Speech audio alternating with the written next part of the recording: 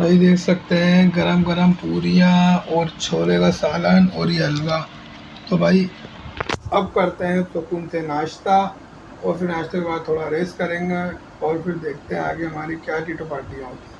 5 hours later. अच्छा जी, इस वक्त जो है रेडी होते हैं और निकलते हैं अम्मी के घर माइयों के लिए। और जो हमारी ड्रेसिंग है आपको ड्रेसिंग करते हैं, फ्रेश होते हैं कपड़े चेंज करते हैं और आपको अपना फाइनल लुक दिखाते हैं।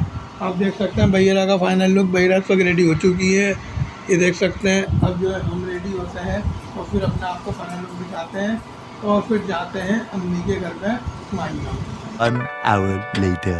ये सब हम रेडी हो चुके हैं, आपको फाइनल लुक दिखाते हैं। नीचे पहुँचते हैं और वहाँ जाके आपको अपना फाइनल लुक दिखाते हैं क्या समथिंग करी है। तो चलते हैं अम्मी के घर पे।